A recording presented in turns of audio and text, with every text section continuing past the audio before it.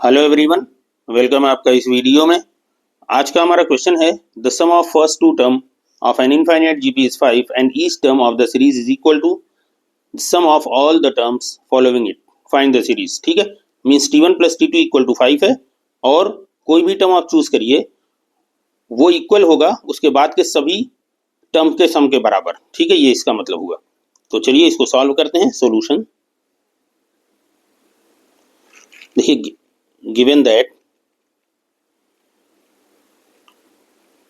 t1 plus t2 this is equal to 5, this implies that t1 को हम क्या लिखेंगे, a लिखेंगे, t2 को हम लिखेंगे ar, this is equal to 5, this implies that a into 1 plus r this is equal to 5।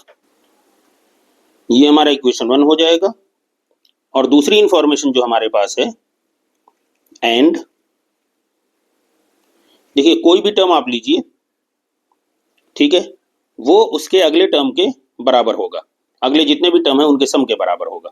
ठीक है, तो हम यहाँ पे फर्स्ट टर्म ही ले रहे हैं, या चलिए सेकंड टर्म आप लीजिए, फर्स्ट टर्म ही ले लेते हैं। First term is equal to second term plus third term plus fourth term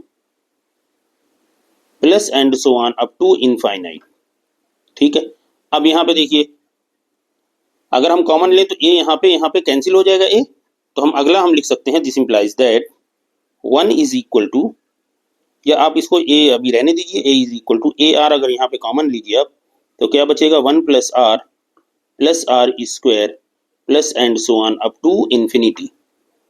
ठीक, नाउ दिस इंप्लाइज दैट, अब यहाँ पे देखिए ए कैंसिल कर दीजिए आप, तो फाइनली 1 इज इक्वल टू क्या बचा आर।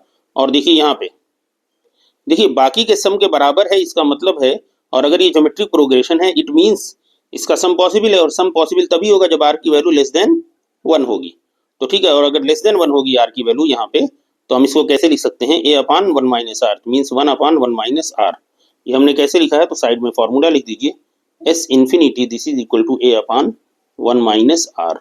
ठीक है, यहाँ तक हो गया। दिस इंप्लाइज दैट, अब देखिए 1 की वैल्यू क्या हो गई, आर अपान 1 माइनस आर।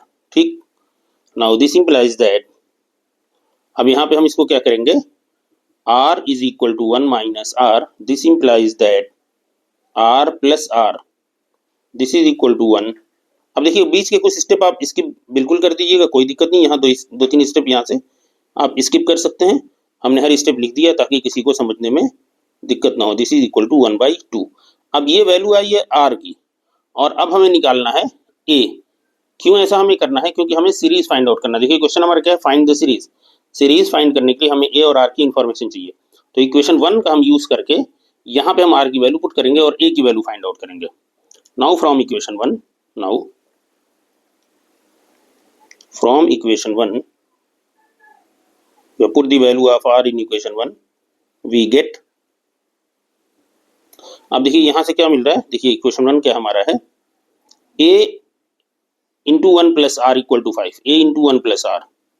ठीक है, तो चलिए इसको लिख लेते हैं, a into 1 plus r, a into 1 plus r, 1 plus 1/2 this is equal to 5। ठीक है, दिस इंप्लाइज दैट, देखिए यहीं पे, या चलिए इसको नीचे भी कर लीजिए कि स्टेप a, और ये क्या हो जाएगा 3/2 this is equal to 5। This implies that a की वैल्यू हमारी क्या हो जाएगी 10/3, 10/3, ये a की वैल्यू हमारी मिल गई। तो अब हम लिख सकते हैं hence the series, hence the series is, देखिए सीरीज हमारी क्या बनेगी, a r, a means 10/3, a r, देखिए a r 10/3 into 1/2 then comma 10/3 into 1/2 square and so on up to infinity.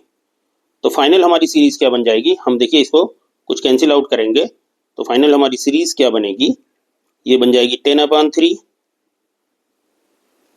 और 5/3। ठीक है, प्लस, सॉरी सीरीज है कॉमा करके हम लिखते जाएं, कॉमा 5/6